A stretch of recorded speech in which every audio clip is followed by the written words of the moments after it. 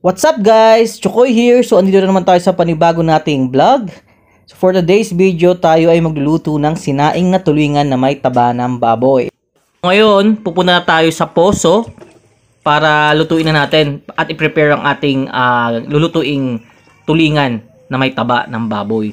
So kasama ko ang ama para mas madali nating magawa ito. So ayan, pinirat-pirat na niya yung kanyang mga tulingan dito, tapos nilagyan na ng asin.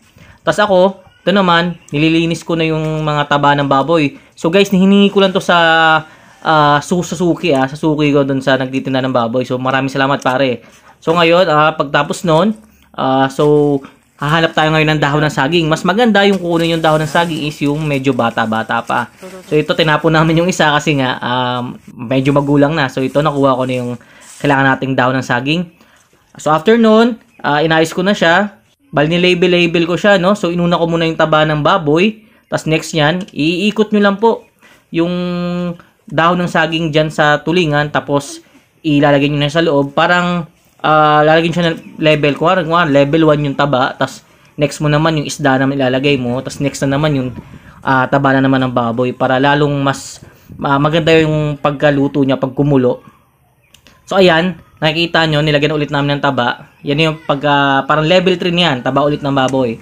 So ayun, umalis muna ako guys kasi nakalimutan ko pala. Kailangan palang pampaasim nun kasi sinaing siya, may konting asim. So bibili tayo ng yung kamyas, yung pinatuyong kamyas.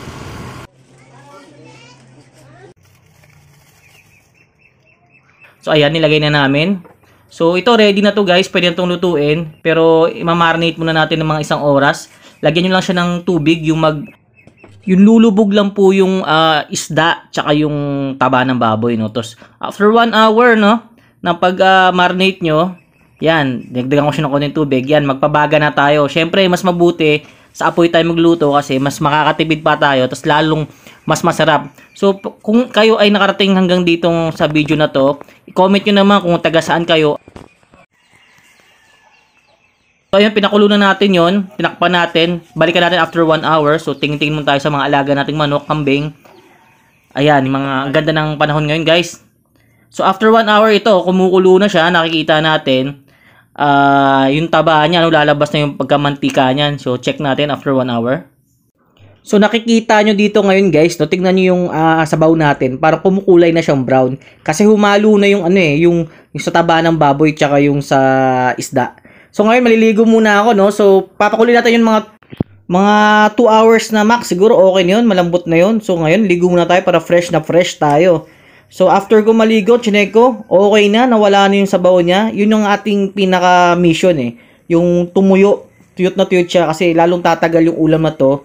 Hindi kayo maniwala, aabot to ng 1 week. So pinakasabaw nito yung tabanan ng baboy, tapos yung galing sa isda. So tikman natin guys Syempre, hindi mawawala. Beer, syempre.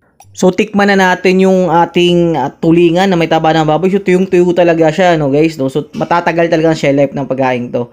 So, sa lahat na nanood, maraming salamat. Please share and subscribe. And mag-comment din kayo. So, sunod ulit, mga chooks. Salamat!